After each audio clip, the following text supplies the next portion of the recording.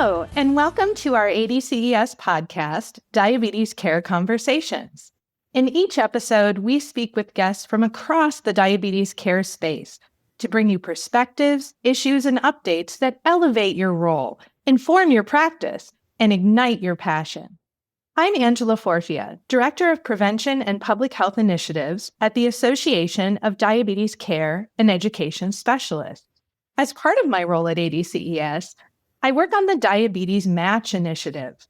Through this national public health initiative, I work with colleagues here at ADCES and at the Emory Centers for Training and Technical Assistance to understand how to support and sustain diabetes prevention, care, and management programs, and explore what makes diabetes programs stick in care teams, health and hospital systems, and communities.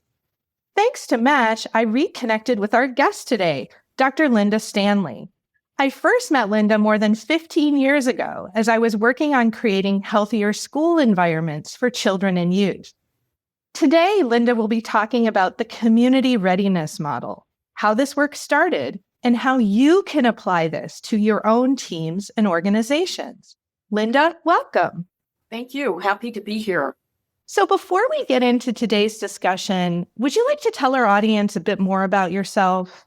Sure. I am a senior research scientist at the Triethnic Center for Prevention Research, just kind of a mouthful. That is the center within the psychology department at Colorado State University. I've worn many hats here, but one of those hats has to do with community readiness. I've conducted many community readiness trainings nationally and internationally. I've managed over probably 200 community readiness assessments, and I have provided extensive technical assistance to those groups out there that are conducting their own assessments. So a long history, probably more than 20 years history with community readiness. Oh, excellent. So you are here today to talk exactly about that, about the Community Readiness Model. But for those who haven't heard about community readiness before, could you give us just a brief overview of what that is? You bet. One of the things I find is that if you learn about the community readiness model, it starts pervading everything that you think about. You can see it in a readiness kind of way. So since I'm talking to an audience of public health professionals and health professionals who work with people with prediabetes and diabetes, you probably all know about the stages of change model, that individuals go through stages of change as they want to undertake behavioral changes. That might be quitting smoking, making changes to our eating, getting more physically active. It would be nice if we could all just hit that switch and just make that change. But I'm sure we've all been through it. The process can be difficult at times to make that change. And that's really a key point. This is a process, not a single event. We don't flip a switch from not doing something to doing something. With the community readiness model, it's really the same thing. But now we're talking about maybe teams of people, departments, organizations. And in my work, a lot of times, whole communities being ready to make a change. And how can they move through that process to make it easier? So what would you say led to the development of this model of sort of taking what we've learned from working with individuals and applying it to groups or systems or communities? I'd like to say that it just came to us at some point in time that we needed to use a community readiness model, or that we needed to devise a community readiness model. But in fact, it came out of frustration and failures. Here at the center, we've done a lot of prevention work over time. And many times, I'd like to say those were all successes, but many times those ended up in failures at a community level. And so we've worked with prevention of alcohol use amongst youth. We've worked with prevention of HIV/AIDS, prevention of sexual violence. And we've gone into communities with a program, and a program that has been evidence-based, and thought, all we have to do is implement this program. But in fact, we would find that sometimes communities would do it, and it would be great, and it would last a long time. And sometimes the communities would not even get to the starting line really with that program.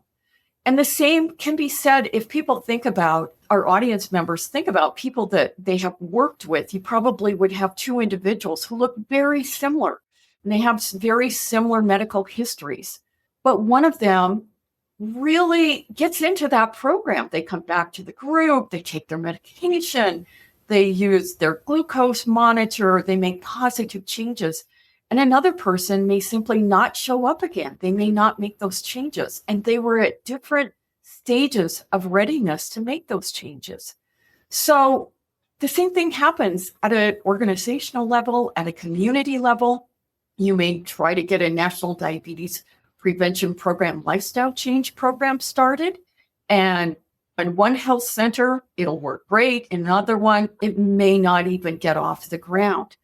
Why is that? Because usually those organizations were at a different level of readiness. So people, when they've used the individual readiness model, they have come up with different strategies for people and how to, if you're in a different stage, you'll use a different strategy. Well, our director, Jean Edding, at this time started putting the pieces together and looked at the individual stages of change and some other community models and said, okay, how can we measure really where a community is in terms of their readiness to make a change? You know, we oftentimes get a vibe of where people are at. We know when somebody is going to make a change, we can see that enthusiasm, but we need to really measure that. And that's where the Kotratnik Center for Prevention Research came in. They came up with a community readiness model and a technique for measuring where a community may be at. And then what can we do about that? How can we get that community to be more ready to make that change? Yeah, that's one of the pieces of the community readiness model that really stayed with me. I think I can speak for every public health professional in our audience, every health professional in our audience by saying that, wow, we really developed that sort of vibe or intuition about people and places, about whether they're ready to change. But it's truly that connection, that recognition that these individual stages of change are very similar to the stages of change that organizations go through. So if I am remembering correctly from my latest motivational interviewing training, the individual stages of change are denial, contemplation, preparation, action, maintenance. Can you talk us through what that looks like when we move from the individual to the community level? Yeah, well, good memory there. They look a lot similar. One of the main differences is that we have more stages of readiness under the community readiness model. And that's simply because communities, they're more complex. There's, many more individuals and different motivations within those individuals. So when we talk about the 9 levels of readiness with our community readiness model, we oftentimes focus on those lower levels of readiness because that's where you see a lot of organizations and communities when you're going in to implement a program. If the programs are already there and they're working great, those are the communities or organizations that are at those higher levels of readiness that we typically don't, for at least in my work, need to do a whole lot about. They're doing a great job. But oftentimes what I have found is that communities are in those first 4 levels, the ones that I'm working with, where level 1 is really no awareness. And some individuals may not be aware that this is an issue. And so if we look at diabetes care, you may find some communities who really don't think that this is an issue in their community or that it's something that they should be dealing with. You had mentioned denial as one of the stages with individual level of readiness, and that's true here. Denial is a stage, and really level 2 is what we call denial, but level 1 and level 2 are very much related to one another. With denial, it may be that doesn't affect our community, or there may be a resistance to trying to do anything. At level 3, this is where you can see a community that has some vague awareness, and that's what it's called, vague awareness. People know there's a problem. They don't have a plan. They don't know where to start. They just know, this is going on in our community. Maybe we should do something about it. So it may be an organization that says, yeah, this is going on within this specific community. Where do we start? What do we do? They may not know that if you're talking about an individual person in the vague awareness stage, they may not know that a local hospital has the GS-MES services or how they get referred to them. So at level 4, we're at a pre-planning stage. And this is where we find a lot of our communities, organizations, and teams. We know that we have to do something. We know that this is an issue in our community. We are just now getting to a point of trying to figure out what that is. But we're not focused yet. We're not really detailed in what our plans are going to be.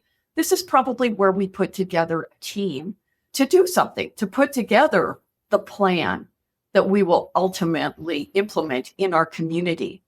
So I'm sure that everyone who's listening today can think of something in their team, organization, or community at each of these levels. If we're talking about diabetes as an issue, some people may think that's something that is between their medical doctor and a patient, and it's not necessarily the concern of the community. So even though they see that it's an individual problem, they don't see it as something that, well, the community can't do anything about that. They may be at a very low level of readiness, and you may see a lot of people within that organization thinking the same thing. In that case, you're going to have to do some work, right? You're going to have to bring the level of readiness up so that you can start doing some community level programs. If you were to try to start those community level programs, you're really going to get a lot of resistance to that, because at this point in time, it's not the community's problem. But slowly, as we'll talk about, I'm sure, a little bit later on in this podcast, we need to take some steps to raise that readiness level so that we can do that community work. Yeah, I can really relate to that. Sometimes when we talk about that, like lack of awareness or denial, it's not necessarily that a health or hospital system or a community is denying that diabetes exists, but they don't see themselves as having an important role, or they put that at a lower priority than other things that they should be doing. But the result is the same, is they're not ready for you to drop in a diabetes self-management education or support program or a national diabetes prevention program into that environment, because they haven't seen their role in doing that, and they haven't made this work a priority within their system. Would you say that's kind of fair to say? I think that's a great point. So we talk about that in terms of readiness. They're not at that readiness level, and it doesn't mean that they can't be brought up to a readiness level, especially when you have such wonderful programs that are evidence-based that can do such a great job in a community. Yeah, I'm having flashbacks to my career in public health, to a lot of the places I've worked, as well as a lot of like schools and community-based organizations and health centers, federally qualified health centers, other organizations that I've worked with as partners, where it seemed like there was just one passionate person who was making something happen. And, here at ADCES, it might be that one passionate diabetes care and education specialist. In our public health work, it might be that one passionate person that's trying to get a program started within their community. But as soon as that person moved on to another job or retired or left for some other reason, the entire program would fall apart. And it was so discouraging to have such a champion for these programs, but have it not be able to be sustained over time. Yeah. Oh my goodness. Yes.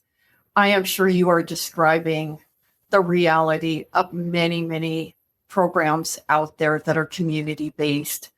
We take a three-dimensional view of community readiness, where we want to speak to many different people that are involved or that know about this issue in order to try to figure out where they are on that readiness scale. What readiness level are they at? If I only speak to that one passionate person, it might seem like they are at a high level of readiness. Everybody's ready to go. And this has already been done. We're doing it. But if I talk to somebody in a different department or in a different role, I may get a completely different story. When we conduct a community readiness assessment, we do in-depth interviews with a variety of people. So we might do them with a hospital CFO or CMO, an endocrinologist, a primary care provider, a director of population health, a social worker, a community health worker, people that are living with diabetes, and other members of the DSMES team. This gives us a simply much broader view. It does not rely upon that one individual person. And through all of these conversations, we get a sense about the community climate, the attitude of leadership, the community knowledge, what's going on out there right now, where are the resources being allocated. So we have these different dimensions of community readiness, and what we're trying to get is a picture from the entire community, really, of these different dimensions and where they may be at. It allows us to score. We actually come up with a number. We score a community, or we score an organization or a team at a specific level of readiness, and then we can work from there to see where do we go.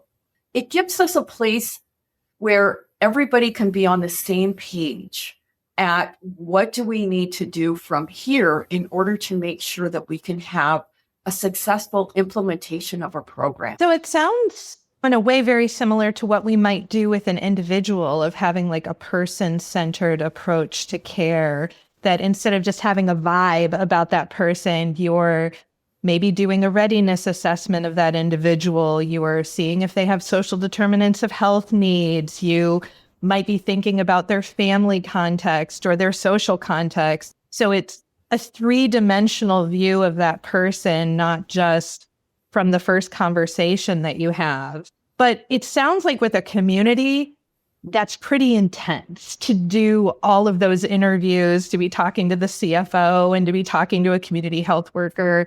Is it as intense as it sounds to me right now, or should we be nervous about doing such an intense assessment? That is a very good point. I have to say that when I'm doing trainings, like the first 2 hours, everybody is really into it. And oh my gosh, this makes so much sense. And this answers a lot of the things that I had seen. And then you start getting into the methodology and people become maybe a little more nervous, or it looks like it's quite an intense process. And it can be. We try to interview, say, 10 people. And not every project can take the time to interview those people and to code the interviews and to score all of the interviews and to really take a deep dive into community readiness. Sometimes it's worth it to do that entire process because you have a very large initiative. Maybe you're planning for $1 million grant, or you have a really large hospital initiative. I recommend going slow to go fast. Take your time to do this. You will get so much good information out of it that then you can build a foundation on which you will be successful in the end. But if you're not doing, $1 million project and you have limited resources, we do have a brief assessment.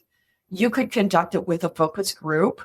And again, we have questions that you can ask those focus group members, and you will get some really great information on how to begin making sure that your community is ready to hear what you have to say. So whether you do an intensive assessment or a brief assessment, the important thing is what you do with the information. How do you use that information? What can we do differently? What do we do next? What now? This is a great segue because at heart, I am a program person. I'm like, you may not be able to see this if you are a podcast listener, but I'm like rolling up my sleeves. I'm ready to get to work. And so I want to know, what do I do with this information? If I get a sense and I've scored, how ready my team is, or my organization is, or my community is, what do I do then? Well, I get you. I'm being a program person and you just want to get in there and you want to start this program. But by knowing your organization or your community's level of readiness, you could tailor your approach. And you really need to tailor your approach. And this has been one thing that's difficult for me because I am a person that I just want to jump right in. And let's just go with this program. But again, remember that we may have to go slow at the beginning. So for organizations with low levels of readiness, especially in that 1 and 2 level, we need to focus on relationship building and on impactful education. So education that's easy for people to take in and that they want to hear, where they want to hear things. So personal stories, visuals, and then you can throw in some facts about diabetes. You need to build those relationships one-on-one, many times with community leaders. When you get out into the community, and you need to talk to and listen to the smaller groups, maybe interest groups that don't have, their focus is not diabetes. Their focus may be, my mom goes to a Yap and Knit group. So maybe it's the Yap and Knit group that you go to. And you do it in such a way that you're not really pressing this. You're not trying to just get out your facts and figures.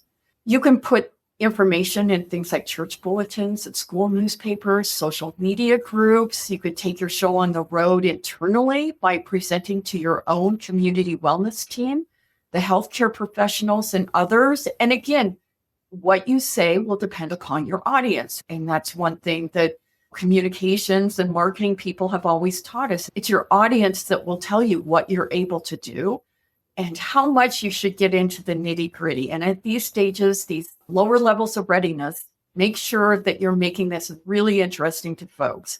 And you can host your own event, but keep it fun. Make sure you're giving people something that they value. Give them a good meal. And then maybe they'll take the chance to listen to you, but not for an hour. Maybe for 5 minutes, maybe just very briefly, or have somebody tell a story, their own personal story. Yeah, I love that. Food always helps. If the grant you have received allows you to purchase food, that's such a great way to draw people in, and sharing food together or having some food to take home. I remember we did a community diabetes education event where we got 50 $5 rotisserie chickens. And everyone who came out to our little learning event got to go home with a chicken and got to go home with some recipes for healthy eating with diabetes. And sometimes I would do events at a health center and we would have $5 gift cards as prizes for the doctors or PAs or nurse practitioners who answered trivia questions or who referred the highest percentage of their patients to our program. You know, something to know about doctors, they're pretty competitive. And so they would just march up to the front of the room and so happy to get a $5 Starbucks card. But from my perspective, it was getting the results that I needed and having people referred to my program or having people come out and learning about diabetes so I could recruit them into a diabetes prevention program or a diabetes self-management program. So fun is really the name of the game with some of these early interventions that you do in the community. Yeah, exactly. I love those examples. I just think those are great. And the thing is, though, people will remember those. As we move into those higher levels of readiness, though, you know, we can start offering some more information, but we want to keep that energy. We want to continue doing all of the things we were doing. But now maybe we will find some champions for ideas who know how to talk to those key audiences and to influence them. We maybe will sponsor a community picnic that before nobody would show up to because they didn't know who we were unless we had really great food. And if you're out of fun ideas, get together a focus group to think about some new ways to approach the issue, especially if you feel stuck. You may not want to have that community meeting. I know I've ran across a lot of folks out there in communities when I'm doing a training that we'll talk about sponsoring a community meeting, or even it's something, a 2-day conference about something.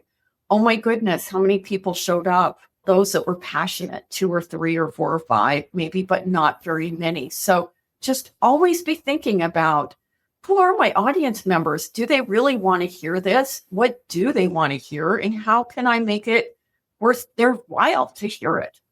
Yeah, that's such a great question. I had that on a survey that I did of, if you had a community meeting about X, whatever topic that was, how many people would show up? And one of the responses was just me. Fewer than 5 people, and if you are answering just me or fewer than 5 people, that's an indicator that you have some work to do before you do that community meeting. Community meeting's a great idea, but you have to build up the energy and readiness to get there. When you get into those higher levels of readiness, maybe after a level up to a level 5, where you're really planning and starting to implement those actions, then you start building on that energy. And that's where it's like a snowball that picks up speed, where it becomes much easier to do things because you do have more people involved and you begin to get more resources and more ideas and just more energy. It is at those beginning stages where just remember that it will all pay off in the end. If you go slow to go fast, it will pay off. Well, this has been so great. I feel like we've covered a lot of ground. Do you have any final thoughts or final takeaways that we can take out of this conversation and put into practice in our own lives? I think I'm going to sound like a broken record here, but I think it bears repeating. I'm speaking to a lot of people here, I'm sure, that are passionate about what they do. And I am the same way. So sometimes I jump right in and try to make something happen before I really understand whether or not the person that I'm working with or the team or community is actually ready for me and for what I'm trying to do. So by using this model, even if you just use a short assessment, the brief assessment, you can make sure you're using your knowledge and your passion to truly meet people where they are and to meet whole systems where they're at. And then to get the outcomes you want to see in your organization and community. It may take you a little bit longer, and I know that can be a problem when we have grants that say, you have to have this done within 1 year or 2 years. But if we don't do it, we always know we won't succeed. If we do this, then at least we have a much better chance of succeeding in the end. Yeah, it's almost like channeling that jump right in energy into doing something that will lay the foundation for that energy to actually get the impact that you want to achieve. I need to sometimes talk to myself about that. Like, I have to make sure people are ready for me before I just come storming in to have this conversation or try to make this intervention happen. I love the words that you used, lay the foundation. Mm-hmm. That's actually what this is. Yeah. I am certainly inspired, and I have been inspired for more than 15 years by this work and by the community readiness model. And I love the idea of meeting our teams, our organizations, our systems, where they are, in the same way that we meet individual people who are living with prediabetes and diabetes where they are. So thank you again, Linda, for this great conversation. I hope that our listeners are able to take those takeaways with them and put them in place in their own work today or sometime soon. Thank you so much. And thank you for listening to this episode of Diabetes Care Conversation. Remember, being an ADCES member gets you access to many resources, education, and networking opportunities. Learn about the many benefits of ADCES membership at adces.org/join. The information in this podcast is for informational purposes only and may not be appropriate or applicable for your individual circumstances. This podcast does not provide medical or professional advice and is not a substitute for consultation with a healthcare professional. Please consult your healthcare professional for any medical questions.